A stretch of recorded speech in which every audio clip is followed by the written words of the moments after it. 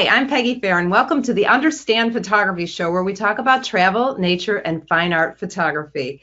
My guest today is Chris Smith with Out of Chicago. I actually met Chris this past summer. We both were speaking at a convention, and I went to one of his programs, which we are going to talk about today. It's called Sparking Creativity. Chris comes up with some amazing ideas that are going to get you going and all excited about your photography. If you are thinking about putting something on your wish list, remember the 4 weeks to proficiency in photography starts again in January. It's a live online class, so wherever you are in the world, you can join us live. If you can't make it exactly to the live sessions, of course, you can watch the recordings, but you're still going to have, it's still an active class, an interactive class where you're going to have to turn in your homework every day. And the homework is what really, really helps everything sink into your brain and get you to have those aha moments. You're going to learn to shoot in the manual mode. First thing, in 2 hours, you'll be shooting in the manual mode. Composition, which of course we're going to talk about in today's show a little bit. Lighting, including flash photography, how to balance your flash to make it look natural. And then the last class, I call it the techie stuff. It's metering modes and drive modes and focusing points, focusing modes, things like that. It's called the 4 weeks to proficiency in photography. So check out our website at understandphotography.com. And so now let's just start the show. Welcome, Chris. Thanks, Peggy. Good to see you. It's great to see you via the internet. Yeah, this is awesome. Yeah, you're in Florida. I'm in Chicago. Super fun. And we're both cold. It's cold here today. 46 degrees. That's pretty cold. Yeah, I'm not planning on going outside, so I have no idea. Yeah. Now tell us about Chris Smith. Oh, man. Okay, so the 2-minute version is that I run a company called Out of Chicago, and we do photography conferences. We do one in Chicago on urban photography. We do a wildlife one. We do a landscape one. We do a flower and garden conference. We do all sorts of stuff, and we've been running them for 5-6 years. I started as an architecture photographer. That's what I love to shoot just because I live here in Chicago. I always say this, if I had grown up or if I lived where you live, I'm sure I would be a bird photographer, but like we don't have lots of birds here that are that interesting. You know, you can only shoot robins and cardinals for so long. We've got like one of the greatest cities in the world for photographing architecture here in Chicago. So that's what I became, is more of an architecture photographer. But now we run all these conferences and it's tons of fun. And I teach at other conferences. That's where I met you at SwimC in Michigan, Southwest Michigan Camera Club Council. We were both teaching, and it was lots of fun. So here we are now. That's my story. There it is. I want to know a little bit more, though. How did you get into, you just started doing tours first? Is that what happened? Local tours? Yeah, I think it was actually talking with my friend, well, he's become my friend, Rick Salmon, and he's like, how come you don't just run some workshops in Chicago? I said, I don't know. And I put one out there because I'd been writing my blog about Chicago. So outofchicago.com started as my blog, and now it's more about our company running all these events. But he said, how come you don't run a workshop? I said, I don't know about that. And I put it out there, and by the next morning it was sold out, and we have a great time doing it. I mean, my background, my real story is that I was a high school teacher. I taught physics for 18 years in Michigan and here in Chicago, and now I do this full time. So kind of my teaching background has helped to help other people have more fun with photography. All right, I'm going to keep on this topic for just a couple more minutes before we get into the creativity stuff. Sure. You're talking about me? This sounds great. Yeah, keep it coming. What do you think? I mean, it seems to me a lot of photography conferences are really struggling, and yet your conferences are growing like crazy. What do you think? What are you doing so right?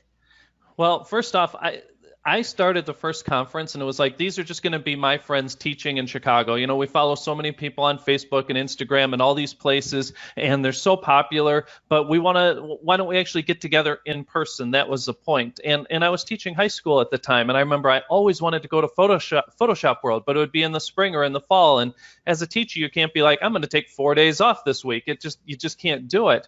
And so I said, well, I'm going to start up my own thing. But what was interesting was that I had never been to a photography conference myself. So I just assumed if it's a photography conference, what you do is everyone brings their cameras, you learn something, and then you go try it and you go shoot downtown. I mean, we spent a lot of money so we could do it downtown Chicago rather than just having it out in the suburbs. So what we do is it's all about teaching, but then going out and doing it and then coming back and doing critique and everything, which I think a lot of places, I think they're changing, but 5 years ago, I don't think there were many conferences that did that. So that's kind of what makes us different. Okay. Well, it's exciting to watch you grow. Well, thank you. Yeah. All right. Now, when we were in Michigan, I went to one of your presentations and I really liked it. So that's what I wanted to talk about on this show, which was Sparking Creativity. Is that the name of it?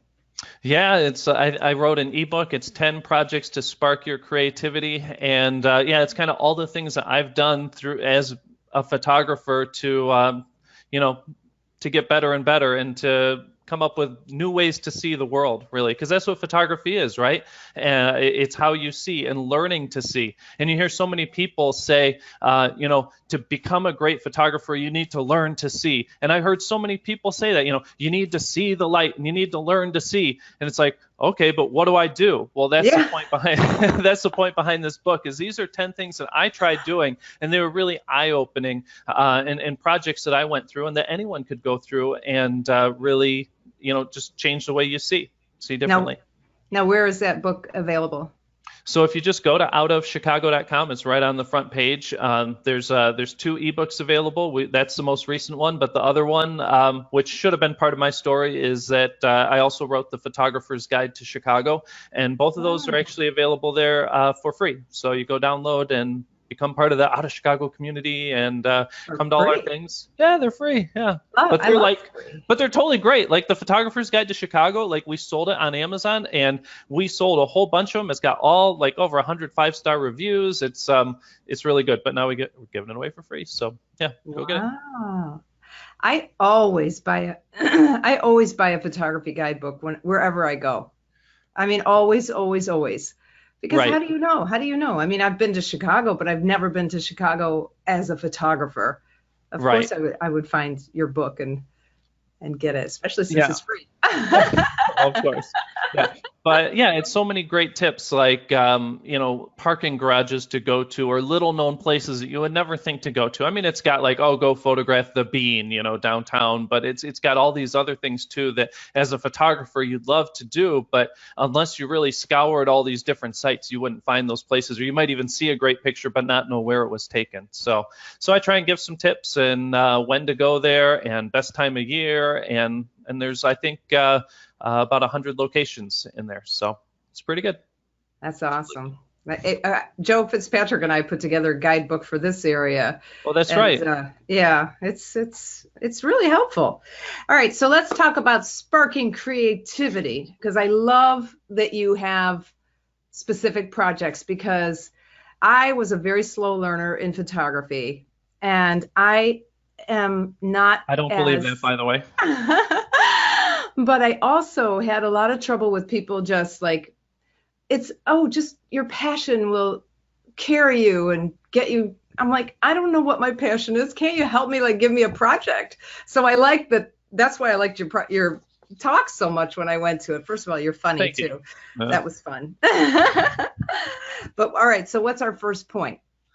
Oh, I don't know. I mean, so there's 10 different ones. Do you want to just like hit one of them, or I mean? I want to go through them all if we have time. Sure. So let's do it. So first off, just overall, each one of these is, like I said, a different way to see the world. So you could put your camera in black and white mode, so that, especially if you have like a mirrorless camera, when you're looking through the electronic viewfinder, the world shows up in black and white. It's totally different. You shoot totally different when you're in black and white than compared to color.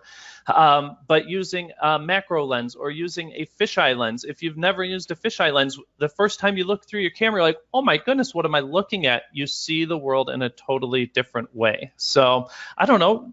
I'm looking at the notes you gave me. Here they are. The first one says we should talk about black and white. Does that sound good?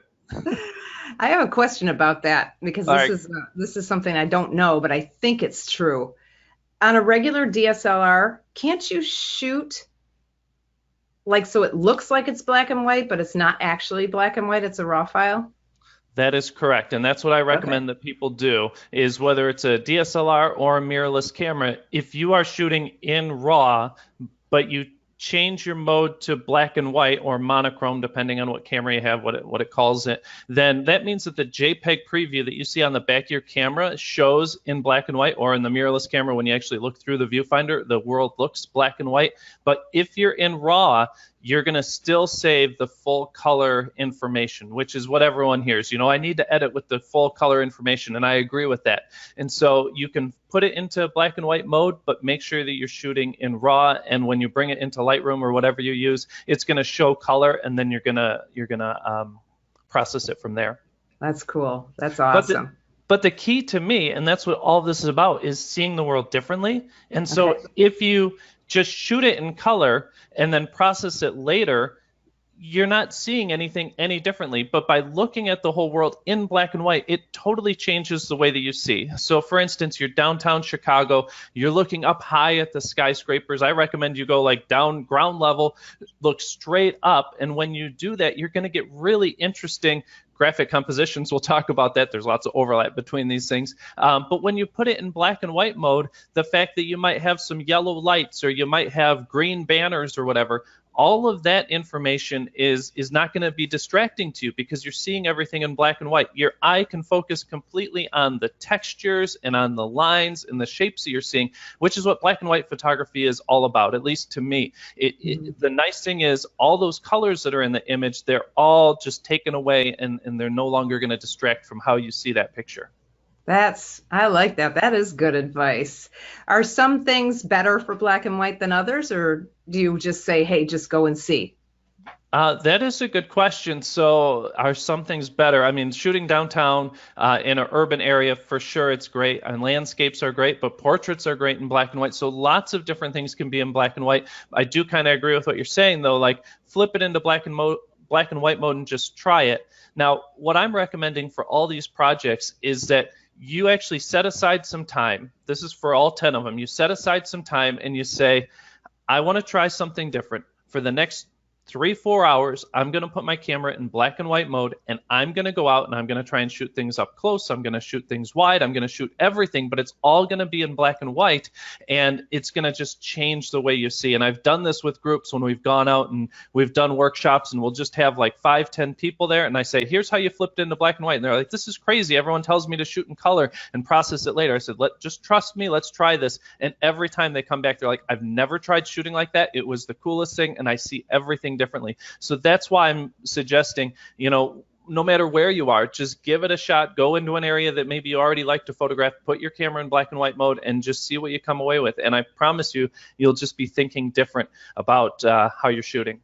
That's cool. I've never done that. I'm going to do You it. we should. do, we do during season, because our season is just starting up right now.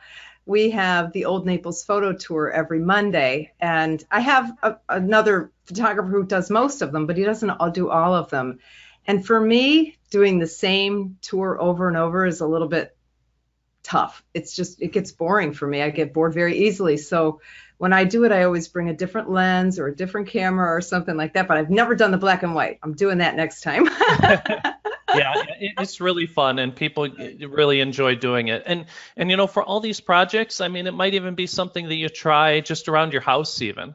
To look for different things around your house, because for creativity, what you're trying to do in a lot of cases is take something that is kind of a mundane object. I don't know. I'm not using it right now, but my microphone that I have is really cool. It's got all these patterns. It's got all these different shapes. Shooting it up close, shooting it in, well, black and white. It's already black and white. But to take something like that and to look at it in a different way, and to try and be creative with it. That's what's interesting. Anyone can stand in front of this epic landscape and hit the button, but not too many people can take something that is a normal everyday object and turn it into a piece of artwork. That's awesome. That's great. All right, so that's one. What's your second one?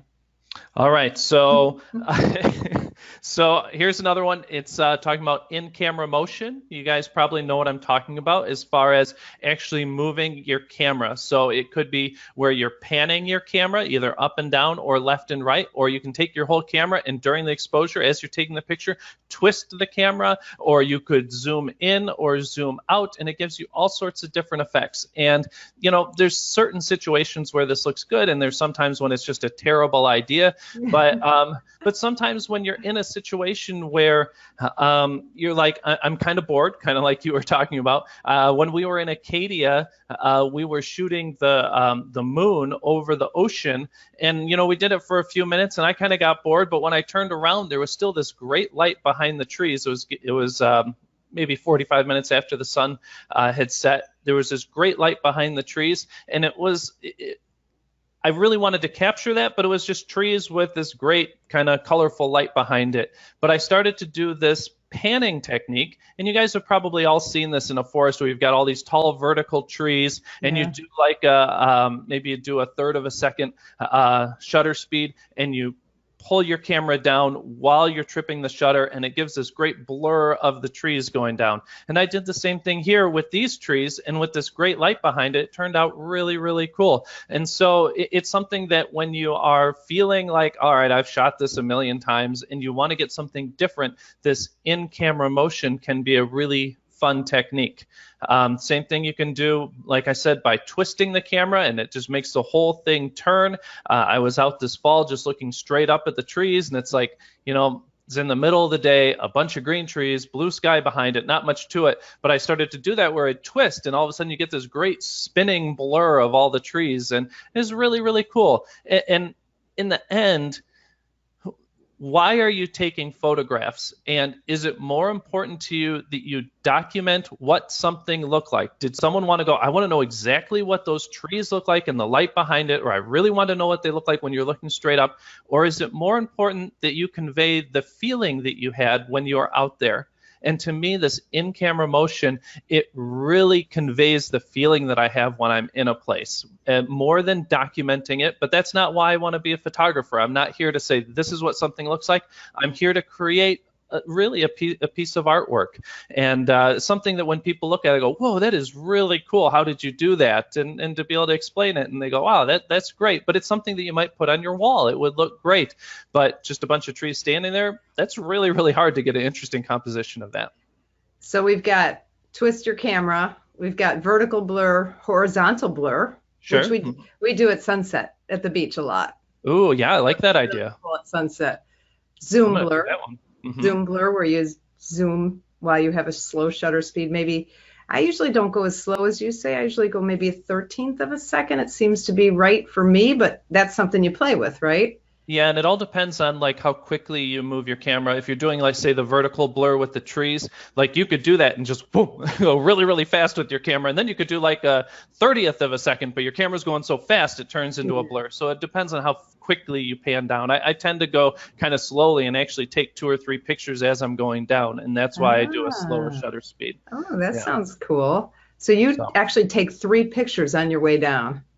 Sometimes, or sometimes I'll just be like, click back up, click down, click up. I don't know. But yeah, sometimes I'll take more than one as I'm going down. But yeah, if you ever see me standing in the woods and my camera's going up and down, up and down, up and down, that's what you're doing. Yeah. You're like, what the heck's Chris doing? Yeah. Panning. We do photo tours to Cuba, and one thing that we always do is we try to get those old cars and pan so we have this cool background. And yeah, that's the best. Yeah, well, if it's taxis or whatever it is, yeah, Cuba would be great for that. But even here in Chicago, just doing the same thing with a cab rounding the corner, and you just keep the cab in the exact same spot as it's going by, right? I mean, like if you pick a spot on, well, here I think I did it with like the L train. So you pick like the driver on the L, and they're going to be in one spot in your viewfinder. And as you move across, try and keep them in the exact same spot in your viewfinder. Everything else becomes a blur with the long exposure, but that can stay sharp. And it's one of those things that I've seen people try and do it, and they take one picture and they're like, yeah, it looks terrible. See, I'm not good at that. It's like, well, guess what? The key is you take 100 of them and hopefully one of them's good. Exactly, because I was just going to say panning takes a lot of practice. It's hard. It's hard to get a good shot.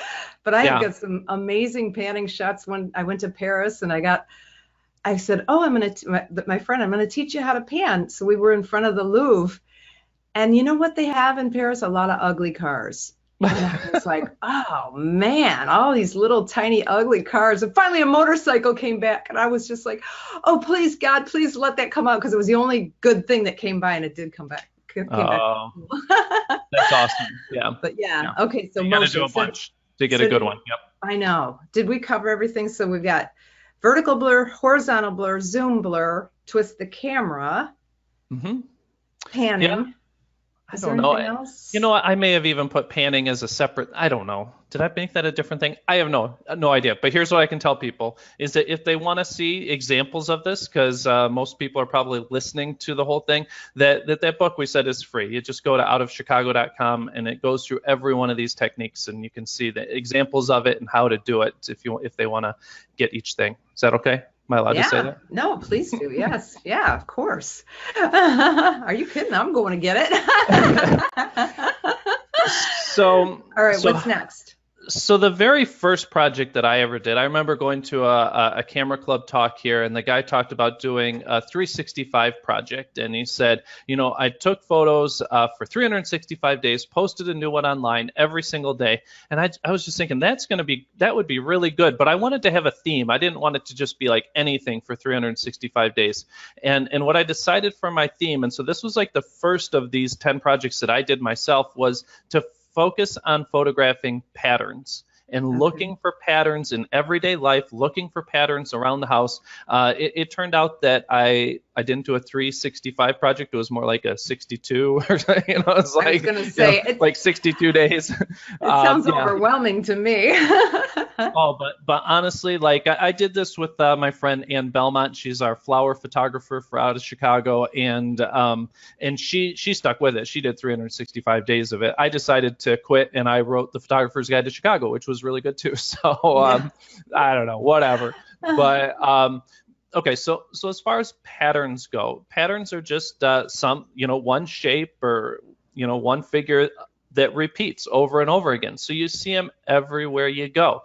And what I wanted to do was post a new picture every day. So sometimes I might have just walked around my house and it's like, here's an interesting wicker basket, but I'm going to focus up close on it so that all you can see is the way the threads move through each other or whatever. Or when I was out and we were getting pet food and there was just a whole bunch of cans of like Friskies cat food, I guess it was, but they were lined up so perfect and somebody had faced each one perfectly.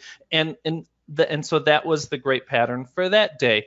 The key to photographing patterns is to make sure that your frame only includes that pattern. Like you don't want to also have the bag of dog food at the bottom or whatever, it's like you just want to have just that pattern. People go, whoa, that is so cool. And you kind of want to also give them the sense that that it probably goes on forever. That's the way the pattern picture looks like. Those cans must just go on forever. Well, no, I just framed it so that I made sure that all you saw was that repeating pattern in the thing.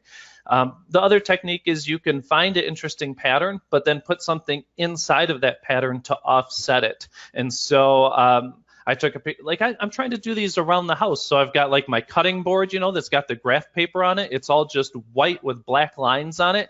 And I shot it with my macro lens. So I had this really interesting depth of field where only one of the lines on the graph grid was in focus and the ones in front and behind it were out of focus. But it was kind of boring on its own, just black and white.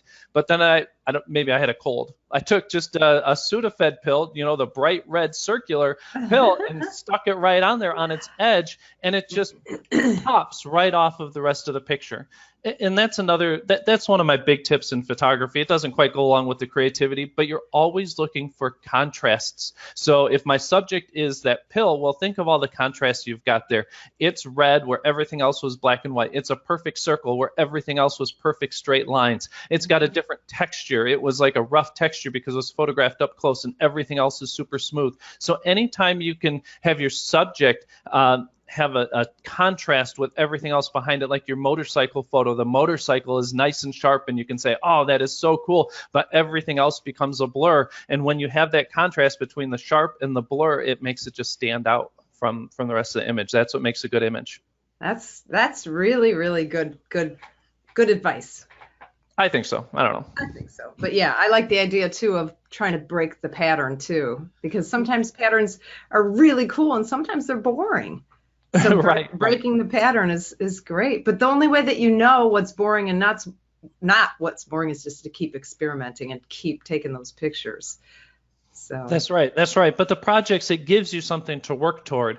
So I yeah. kind of agree, like in the very beginning, how you said, like, oh, just shoot, Peggy, and you'll find your passion or whatever. That's really tough. But if you give yourself a project and you try something and then you try a different one, eventually you're going to go, wow, I really like doing this. Now that's really cool. But I see a lot of people just sit around and go, well, I don't know what my passion is, so I don't know what to do. But you have to get out there and do it and get yourself, some sort Yeah. of project to get you going. I love that. I love that. So patterns was your project for 62 days. It was something like that. It was a couple of months. Yeah. How sad. Part of that though was that as I was going around, like I was teaching high school, and I taught physics. I was right next to the biology teacher, and she had all these great, interesting specimens. She would have different shells, and she would have like these little dried up seahorses that have the tails that curl around in a little spiral. Yeah. And so I remember bringing my macro lens and photographing all these things up close. And I'm like, this is really cool. But what happened was that I would get these photos of things that would be spirals. And I'm like, does that count as a pattern? Like it kind of repeats that little shape. But at the same time, I'm like, no, what was really cool about that was that it made this great spiral, or that, it had a very interesting shape to it. And so in the end, I said, this is almost something different where there's patterns. But then what these types of photos were all about the graphic composition, meaning they made a shape. And so when you looked at that picture of the seahorse tail and it comes into that spiral and it keeps going around, you go, whoa, that is such a cool looking spiral. That's what was neat. You go, that looks really cool. But then you might go, what is that really? Oh, it's the tail of a dried up seahorse, and it's like, that's pretty cool. But the point here is that it's kind of back to what I was saying before. Your job, if you're trying to be artistic and creative, is not to document what the thing looks like. If I were trying to, okay, I want to get a picture of a seahorse for the biology textbook. Okay, well, now I've got to include the entire thing. It can't just be the tail. It's got to be the whole thing. And I've got to make sure the lighting makes it look like it would look in real life. And I'm documenting the thing. But as a creative photographer, I'm just picking out parts of it. I'm not trying to document it. I'm trying to create something interesting from it. So you don't need to take pictures. Same thing with photographing buildings. You don't have to be like, this is what this building looks like. You can say, let's just look at that one part of it and make a very interesting shape so that when someone prints it and puts it on their wall, they go, wow, that is really cool. And they go, what the heck is it anyway? You're like, oh, okay, I see. It's part of that building that I know, but I always just think of it as the whole thing.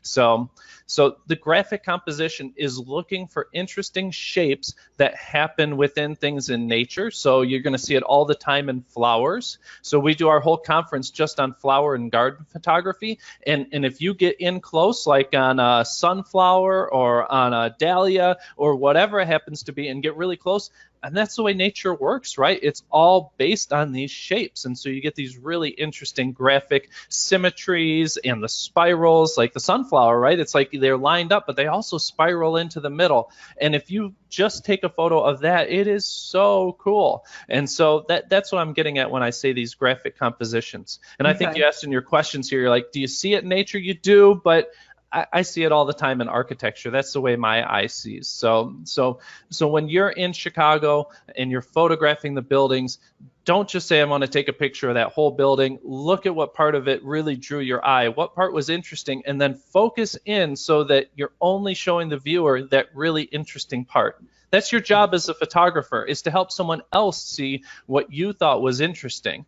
But if you just take a picture of the whole building and say, well, yeah, I thought that little part right there was kind of cool. No, your job is to show just that part, and they go, wow, that really is cool.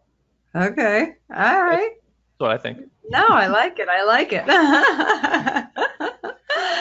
All right. So let's keep going. I can't read this. What's our next? Sure. No, I got them all right here. No problem. You got the points. Good. Sure. Yeah. So, my vanity doesn't want me to put my glasses on. So the the easiest way to see the world differently is what we said right off the bat, which is to use a different lens. And that's what you said. When you do these tours, you're like, okay, we go to the same places. It's where everyone wants to see, but you'll put a different lens on so that you see things differently. And you end up taking completely different photos. And it's not just that it's wider or it's closer, but you look for totally different things. So the biggest example of that is using a fisheye lens. You know, the fisheye lens, it's super, super wide. You're going to see everything, and it distorts reality too, right? I mean, the way that it curves the corners of the thing. But if you put a fisheye lens, I remember doing it for the first time, and it was down shooting like the bean. My friend Tony let me borrow his fisheye lens, and I just remember running around like a kid in a candy store. It was blue hour, the sun had just gone down, and I'm like, everything looks so cool. And you can go overboard on a fisheye lens for sure. But what happens is that you think of completely different ways to photograph things. Now, the number one tips for a fisheye lens is you want to get close to something. Yes. I love it. I love using the fisheye lens for like interiors, and you don't necessarily have to get close to something there, although I still do. If it's like a church, I want to get close to like a couple of the pews so they stand out and they're like the subject, but then you see the rest of the church behind it. So it works great for that. But if you're shooting like a landscape, you can't just stand on the beach. You know this, being down in Florida, you can't just stand down on the beach and just shoot out there. You have to have a subject. So maybe find a big piece of driftwood. And now with that fisheye lens, it makes everything look small. So when I say get close to it, you might have to get a few inches from it to make it look interesting. But what's great, though, with the fisheye lens is then you still get the full background and everything. So it puts that piece of driftwood into its environment in your photograph. And so bottom line, like if I didn't say anything else, is borrow someone's fisheye lens, put it on your camera, and just shoot with it for a few hours. You'll be like, oh my goodness, you just see everything totally different. And you almost have to be creative. You don't even have a choice. So I think it's like the easiest way. But then when you go back to your other lenses, you just think differently. Or when you go on trips, if you have a fisheye lens, if you can get a cheaper one, I recommend just getting like a manual focus fisheye lens, like Sigma makes one, or you can get a Rokinon, and just get one of those. Like the Rokinon ones are maybe $250, something like that, and they're manual focus, which with a fisheye lens is not a big deal. You can shoot a lot of manual focus because you can focus to like a few feet in front of you and pretty much everything's in focus. Mm. And so use a cheap one, and it's not big, throw it in your camera bag. And so what happens is you go on a trip and you're down in Cuba or whatever, but you get to some interesting alleyway and you're like, well, this is it. This is my fisheye shot. And you might only do one a day or one on the whole trip, but it makes it so different than all of the other shots that you got during the week. And so that's actually true with all of these tips, is that once you practice these things, like with the pattern project, when I did the pattern project, it was like, oh, this is really fun to do patterns. And then I was like, okay, 62 days are done. I'm done. But what happened was that every time I'd go out shooting after that, my eye had been trained to look for them everywhere I went.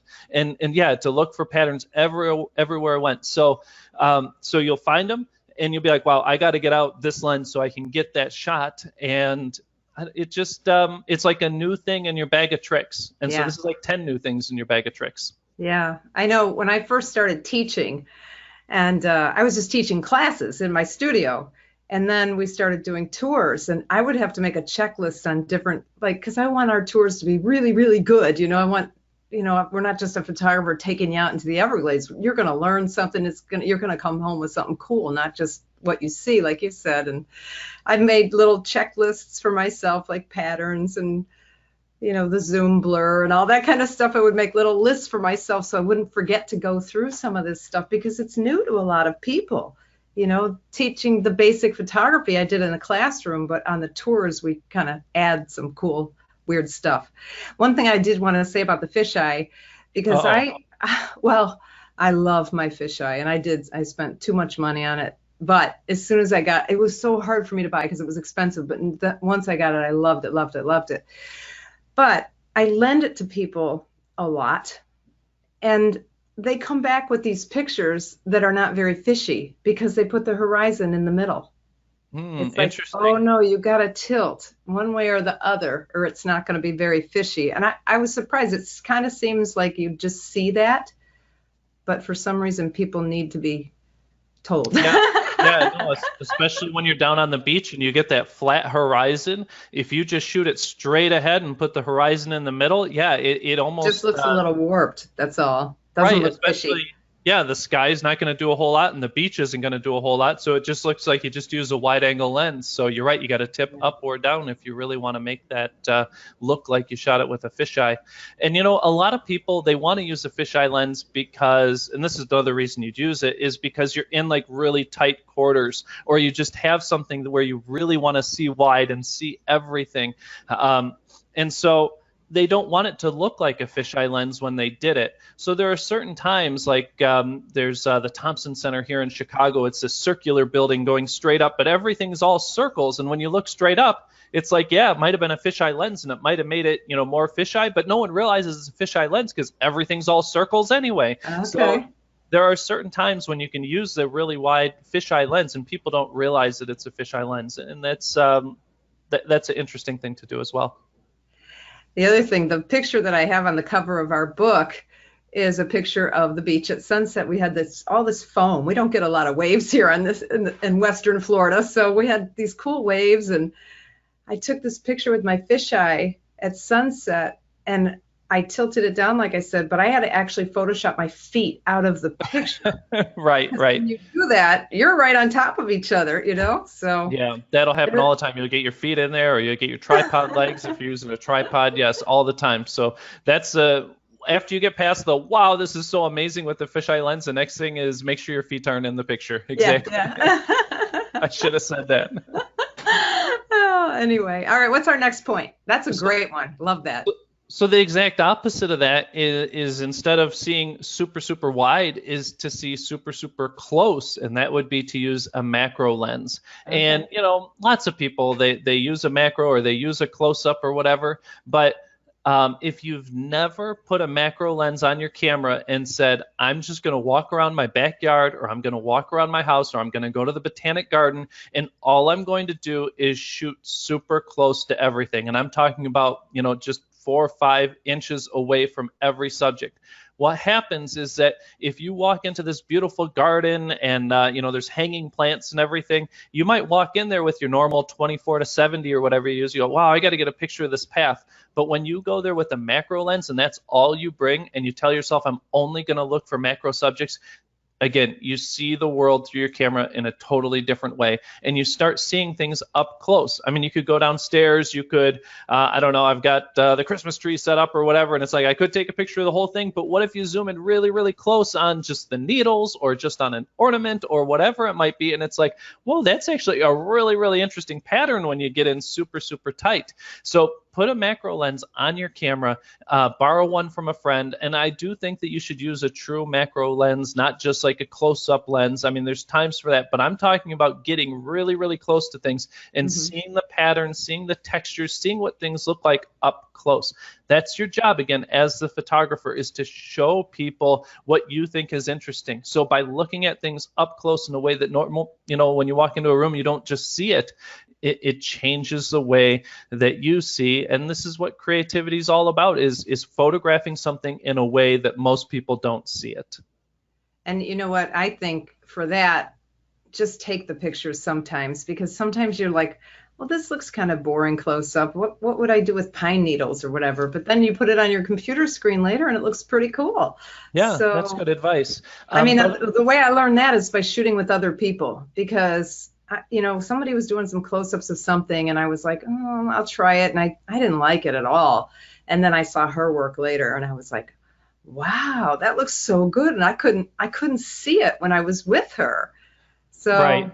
And that'll even happen sometimes when you're out with people and you're like, what the heck are they doing? And then they show you the back of their camera. You're like, ooh, as soon as they leave, I'm getting that shot. I'm with you on that. Yeah. And you know what? That's what, to me, photography is all about learning, trying something new, being creative, and it's all about the experience too, and being with other people in the community, just like the community people that you've built down in Florida when you guys all go out. That's what's important to me, and that's what our events are all about, is you get to go to these great locations. We just got back from Moab, Utah for our landscape photography thing, and we had 20 of the world's best landscape photographers there helping people, and just to be in a location and go, wow, this is beautiful, but then to see, whoa, what's the pro doing? Or even the other people in your group and be like, oh, I never even thought about trying to shoot it like that. And that's when you learn. That's when you get better. So that's what we're trying to create, is these great experiences for people to learn, but out in these amazing locations too. And plus, I think when you go somewhere, you kind of get into the zone more than if you're just in your hometown. And you know, it's good to be in your hometown and go out for the afternoon or whatever. But if you're going somewhere for, how long are your conferences? Like 5 days. If you're somewhere different for 5 days, something's going to change in your head. If you're just in that environment with all those other creative people and you're learning and practicing, it's going to, right. It's a great way to learn. We just got back, I think, like your last guest, I think he went to the exact same place, Mark Smith, right, down to Costa Rica. We just got back. I took my whole team down to Costa Rica. We went to Crocodile Bay down on the Osa Peninsula, and it was awesome. And when my wife, when I came back, my wife said, well, how was your vacation? And I'm like, oh, it was like a vacation, wasn't it? But I'm like, you know what? That was so much better than any vacation we've ever been on, because if we were on vacation, it'd be like, well, we're going to go sit on the beach. Maybe I'll take a picture. But like you said, we were down there with photography as our sole purpose. That was the whole reason we were there. And so, you know, you get in the zone, just like you're saying. So we're like, you know, you wake up early, you get this great breakfast, but then you're shooting all day. And the reason you're there is to get great photos. And so we were there scouting for our wildlife conference coming up next July. But yeah, I mean, like I said, you set your mind to one thing in one of these locations with these great photographers, and it's really, really fun. Actually, we were there with one of the other people you had, Judy Malik, you had on your show. Yeah, Judy was a great guest. Actually, she's one of our top watched YouTube videos. I am not surprised. It might be because I watched it 3 or 4 times, but I put it over the edge.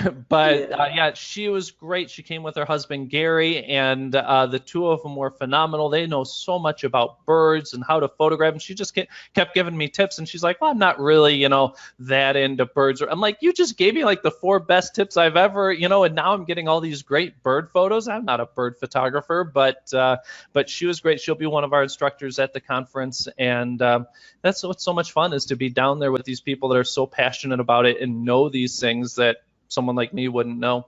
How many, we'll get back to our creativity stuff in a minute, but how many instructors are you going to have, or do you even know yet? Yeah, so we're going to have 8 different instructors. Judy will be one of them. We'll have people specializing in birds, people, I mean, we saw all the different types of monkeys down there. But then we're also going to have like Ralph Velasco. He's he leads tours all around the world. He's a cultural photographer, so he's going to take people into the city, and there's this cacao farm. He's going to take them there. And then we've got Ann Belmont, who I mentioned earlier. She's our flower photographer. They actually have an orchid botanic garden, which you have to take the boat across from the resort to the botanic garden, which was so much fun. Then they drop you off in the water, and you got to wade up the beach and carry your camera gear on top of your head. It was really cool. Seriously? Yeah, but then when we got there, the orchids were just gorgeous. And of course, there's hummingbirds everywhere, and these birds that you would never see, probably even in Florida. It was really, really cool. So we're going to do lots of different things when we're there.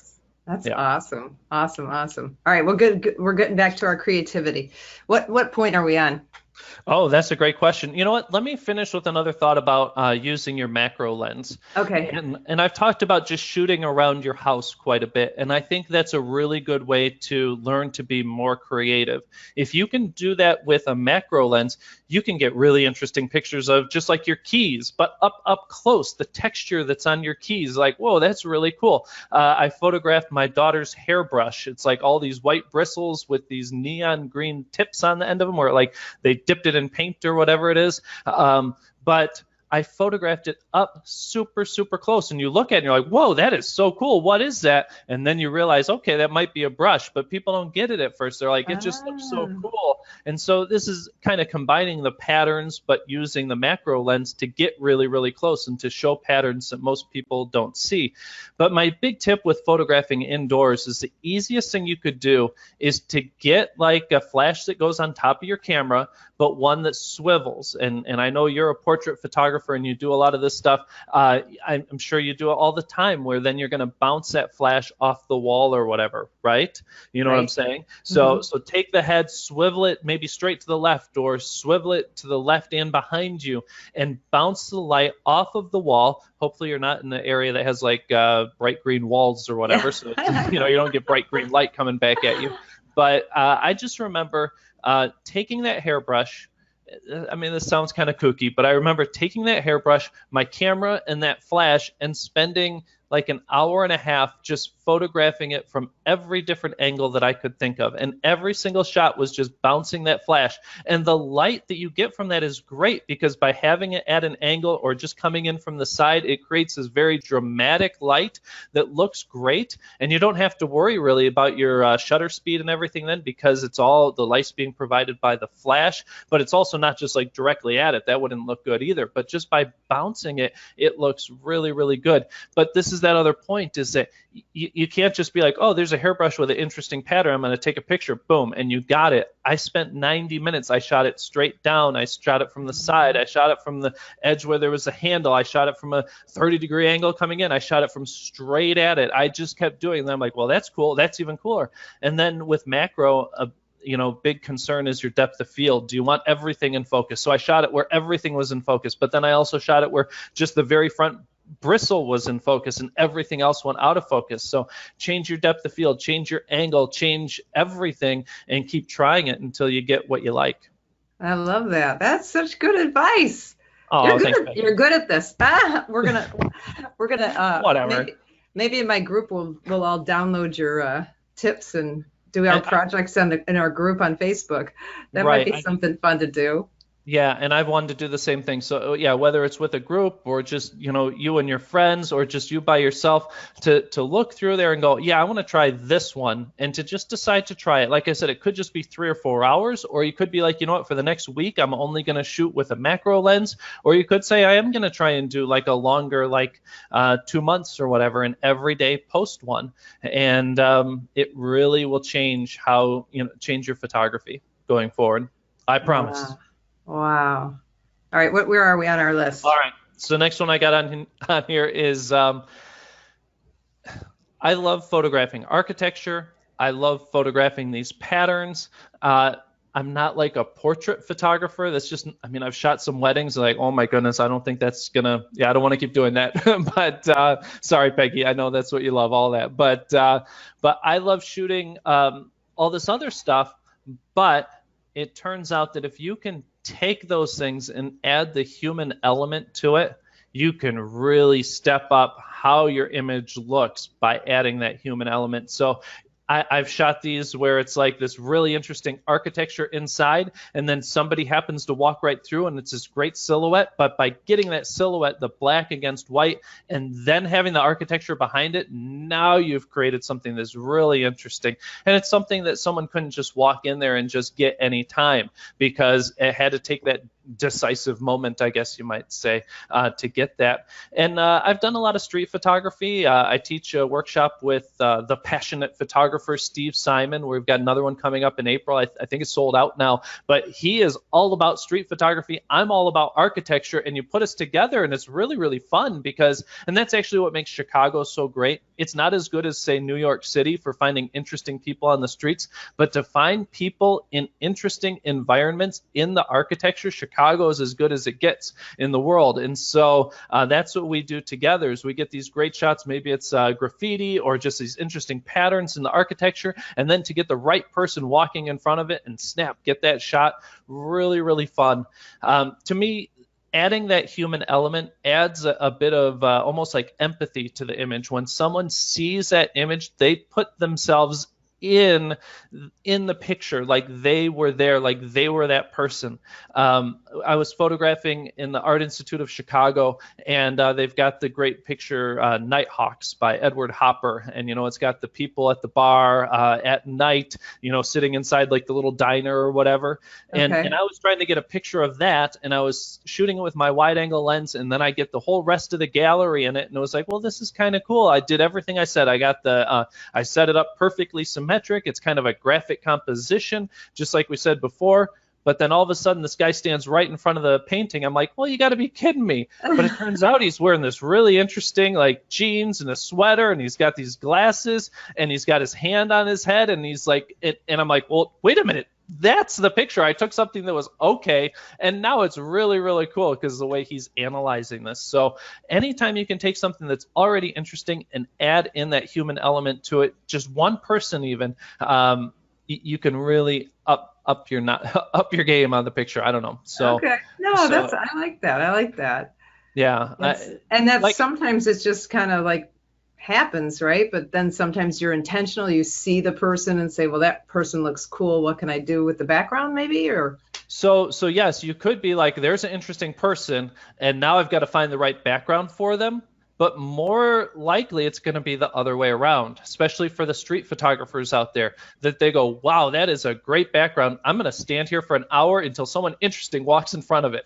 And so they call that setting the scene. And so that's what we do, like on this workshop, maybe not for an hour, but we'll find these really interesting locations, and people will come by, and we're across the street or whatever, and they don't realize we're getting a shot or two as we do that. But I've got folders in my Lightroom catalog here where it's like the exact same scene, but I've got 30 different people going through it, and it's like 29 of them were boring, but that person was really cool. Like this woman in front of this interesting, almost all black and white graffiti, and she was wearing this bright orange neon dress and bright glasses, and she just, like I said, it's a contrast. She just pops off of that image because she's so different than the rest of it.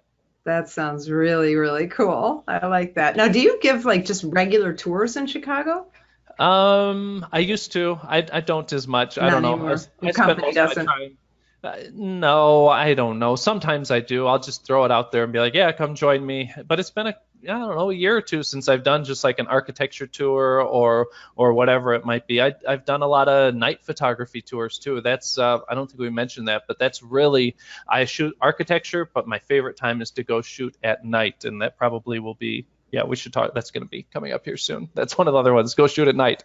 But yeah, no, most of my time I spend to do these larger conferences, and I just work. Yeah, and it's fun.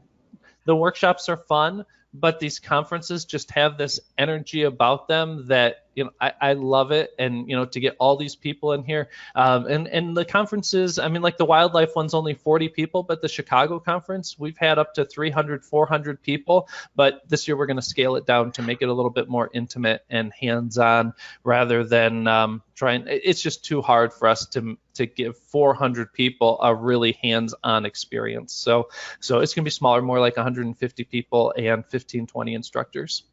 Wow. Yeah. Because like I said, you learn, go shoot, all that. I spoke at the New England Camera Club conference this summer. Have you ever been to that? I've spoken there too. I think it was 2 or 3 years ago. And they have 11 or 1,200 people there. Right. And they just have constant like setups down in the basement, just so you could do hands-on stuff all day, and models and still lives and all kinds of stuff. We did splash photography and water drip photography was our kind of hands-on thing when we were there. It was fun, but it's really cool. Getting out in the field. I think they do stuff out in the field too, though. Yeah, when I was there, they had like guys on dirt bikes or whatever, jumping big hills of dirt, and everyone was photographing that. Do you know what I'm saying? I don't know if like out by the big pond in the middle of the campus there. So they did that, but I don't think they did like excursions out to different locations. And we've done some of the things that you're talking about. We call it like an out of Chicago shootout, and it's like different macro setups and the splash photography, like you said. But we've kind of gotten away from that. We really wanted to be an important part of what we do is the location where you are. So that's also why we've changed the Chicago conference. If you come to the Chicago conference, you're not going to spend money for an expensive hotel room to photograph flowers in a room with no windows in it. Like we went to New York City, and that's what we did. We had Mike Moats and Ann Belmont, and they photographed all these flowers and vases in the middle of Manhattan, but like you could have done it anywhere in the world. Yeah. So, yeah, it's crazy. So we've kind of changed that so that if we're taking you to Chicago, it's all about photographing Chicago. If you come with us to Costa Rica, it's all about Costa Rica. And that's so cool. That's just kind of our thing. That's what we want to do. All right, so let's go on. Sure. So another one is simply long exposure. So we kind of talked about like in-camera motion techniques where you move your camera, but I'm talking about taking a long exposure where you've got your camera set up on a tripod and everything is sitting still. So the most obvious example is shooting waterfalls or any type of water where you want to get that great blur. And if you've never done it, so this is kind of like a bucket list for new photographers. If you've never shot waterfalls, you got to go do it. If you've never shot the waves coming up on the beach and shooting it with a long exposure and letting it all just blur together, or getting the wave crashing and have that blur, it makes for really interesting photos. But you can take that so much further. I love shooting. I said I love shooting at night, but during the summer, at least here they're only in the summer, to go to like a carnival and they've got the Ferris wheel and they've got all these things that are spinning and they're all lit up. But if you shoot it with like a 10-15 second long exposure, you get these great light trails and really, really cool. Or just to photograph car trails. So down in Chicago, car goes by, like the classic one is to shoot the Chicago Theater and the bus goes by and you see those great light trails just streaking by in front of the Chicago Theater,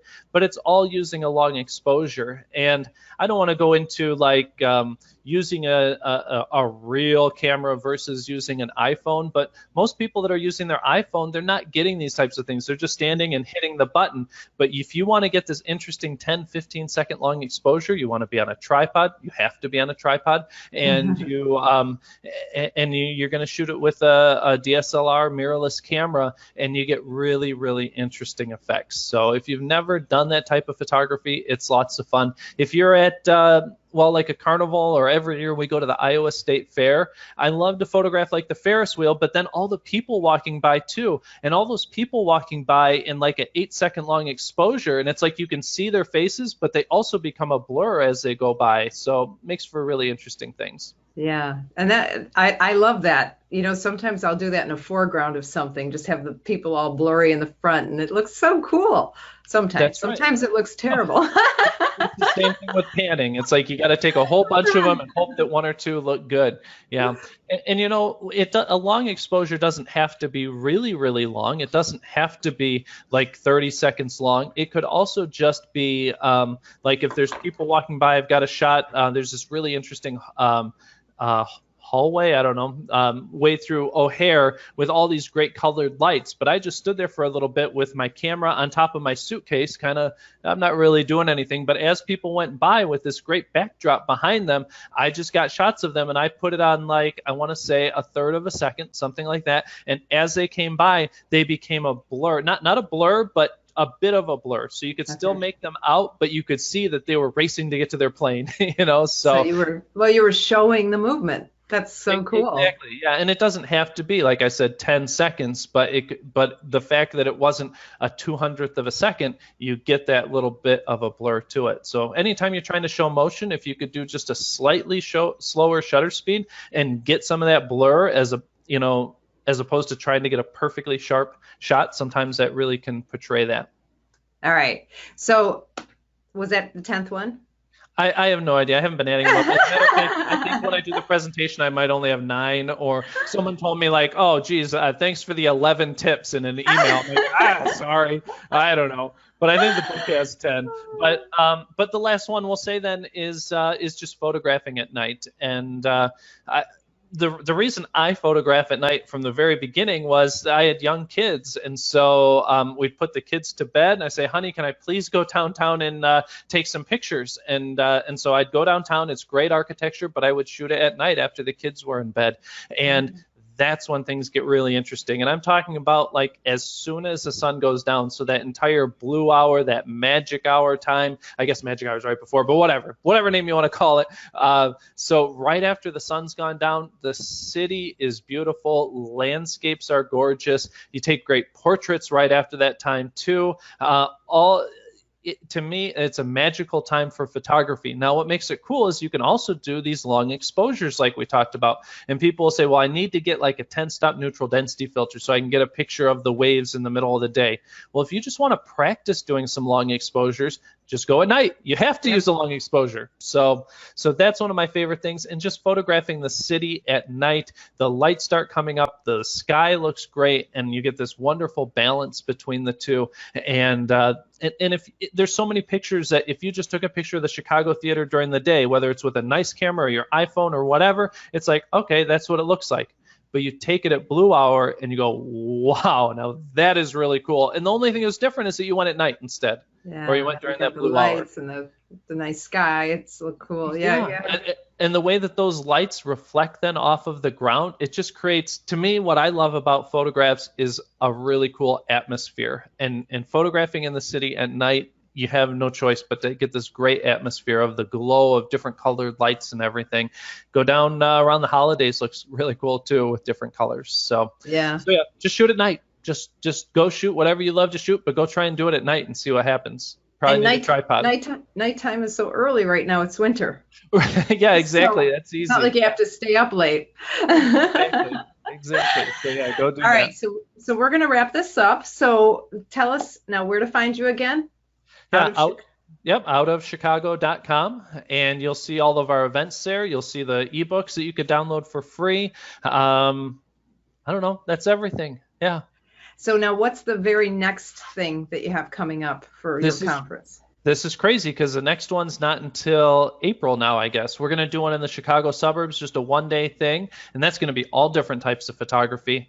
But then, like I said, every year we do each of these. So June is the city one down in Chicago. July, we're going to Costa Rica. August, we're going to Pennsylvania. We're going to Longwood Gardens. I've heard so much about that. I've never been there, but I keep hearing about it.